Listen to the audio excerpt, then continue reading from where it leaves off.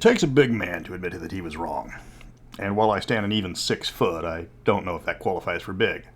But I did say in my bottom of Mystara videos that Savage Coast was better than Quagmire. After rereading both modules for these remasters, I will adjust my statement and say that Savage Coast was indeed the inferior of the two modules. I didn't say Quagmire was superior, as both modules are still bad. Still, what makes Savage Coast one of the worst Mystara adventures written?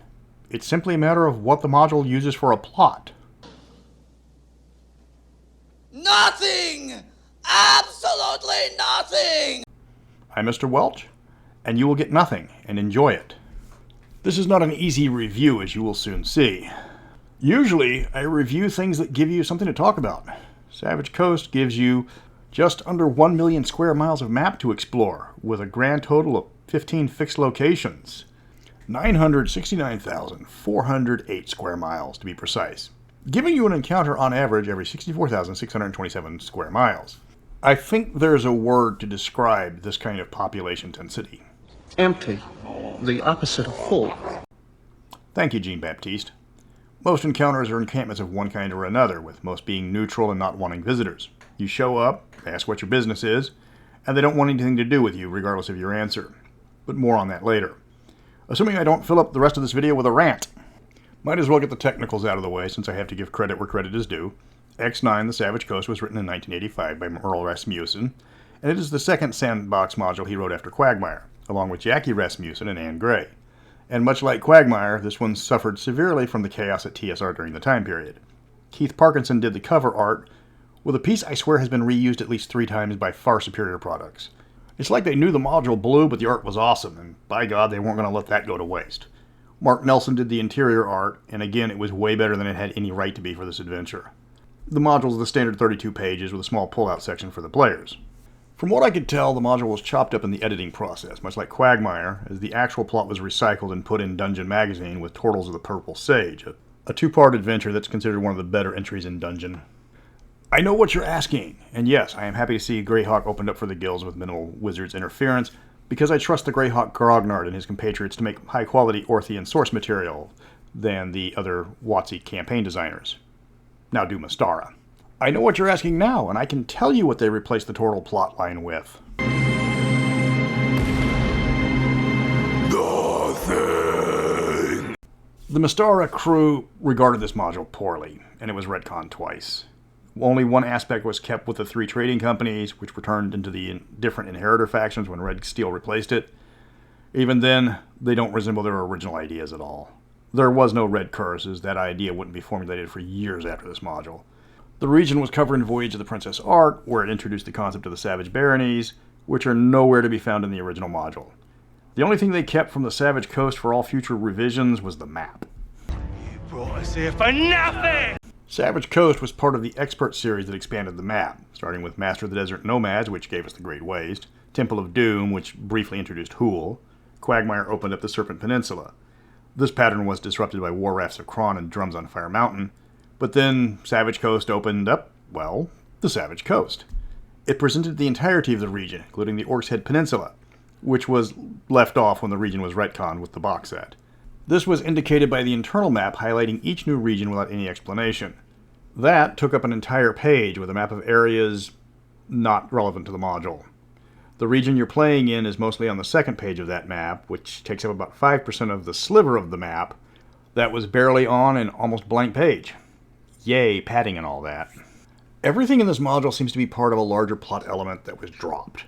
There are precisely 2 encounters if you're exploring the coastline by ship, which involve delaying your trip because of worms eating the hull, and a merman that needs to be rescued from a net. It even mentions the name of your ship in the second encounter, the Premise, once, in passing, and it was never explained how you got the ship or why you were even on it. You get to the first settlement, they ask you about your business, and they slam the door in your face. No answer will get them to let you in. If you fight your way in, you face 200 4th level fighters and discover nothing of value in the complex. There is no treasure, no secrets, nothing worth looting, just a simple compound with 200 people guarding it with no strategic value, and nothing adding to the adventure. Nothing. Nothing, eh? And an annoying part for the DMs, this module refers to all NPCs by their levels. So you don't face level 4 fighters, you're facing heroes. The cut purses are led by a llama. and not the dangerous ones you have to watch out for when you're swimming off the coast of Argentina. Savage Coast takes a lot of elements from the Isle of Dread, but doesn't seem to do anything with them. Multiple factions have come to the region, such as the Lawful Brotherhood, Chaotic Brotherhood, Lawful Alliance, which are the Lupin, the Neutral Alliance, which are the Rakasta, the New Hope, and the Second Chance. None of these groups are given any history, motivations, or explanation. They exist in a vacuum, and it's left for the DMs to explain who they're supposed to be and why they're in the region. They hint, for example, that the Chaotic Brotherhood is there for the gold, but there's practically no gold mining in the region to exploit. At least not anything written, except for a small encounter with some NPCs panning for gold. And I don't see a large evil organization going there to rob 3 guys. There are numerous hints of a lost city for the players to find, much like the Isle of Dread. When the party gets there, they're going to find it comprises 8 buildings guarded by 2 wizards, some living statues, and an undead monster ready to fight them. The players will see the step pyramid in the middle of the city covered in gold. And if they spend 2 months stripping away the veneer, they will earn 200 gold pieces, which is about as much money as they're going to find looting the rest of the city. Oh, that's 200 gold pieces total, not each. The map of the Lost City takes up as much space as the description. I built this kingdom up from nothing. This would perfectly showcase how empty this module is. Except right after this, we have the Peaceful Outpost, which is an even better example. That location is a friendly village that will let the players stay there and recover. This is a 3-page encounter plus a 2-page map. It details the Lawful Brotherhood's monastery in some detail, explaining the purpose of each building and the schedules of the inhabitants. Here's a spoiler. There's nothing of any interest going on at this location. The monks living here go about their daily schedules like ordinary people. They have no great treasure, no diabolical secrets, they aren't hiding any great evils, they aren't disguising their true purpose. They're living their lives as ordinary townsfolk would.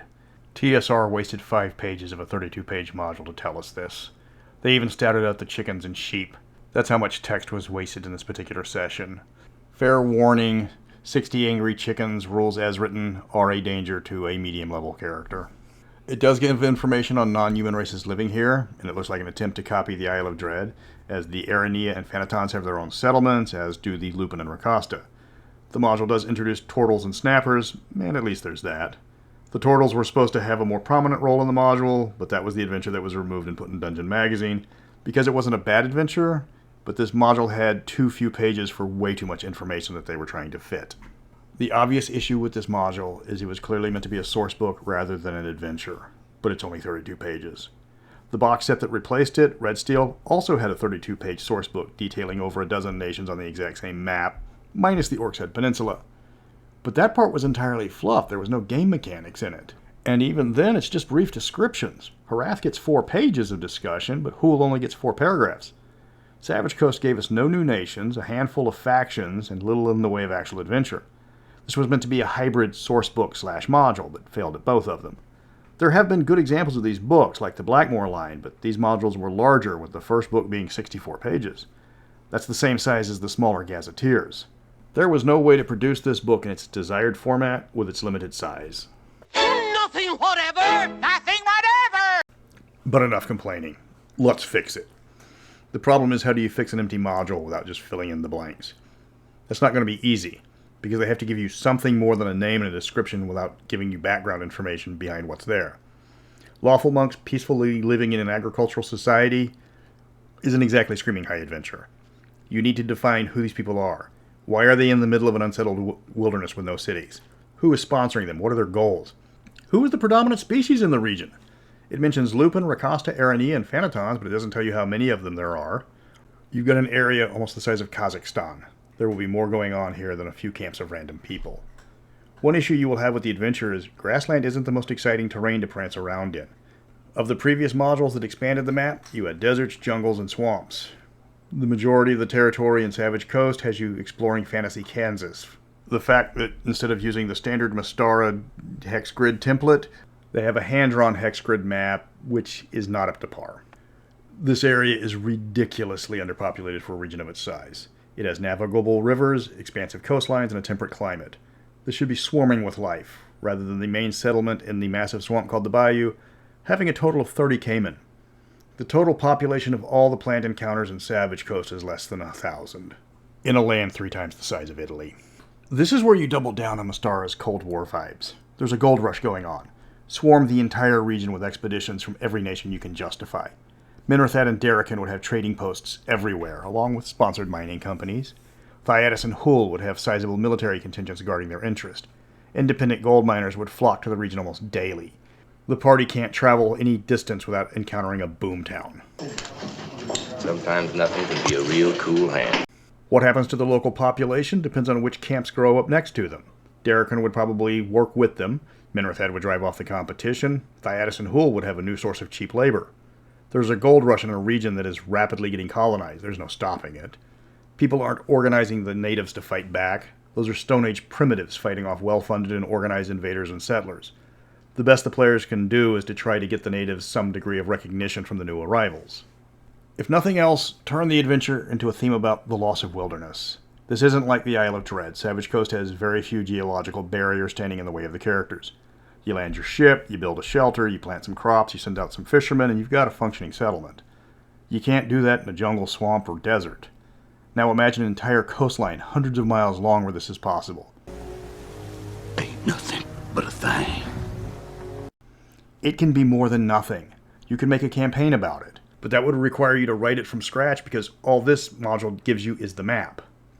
Next video is Wrath of the Immortals, the Mystara Basebreaker, our version of the TSR nuke.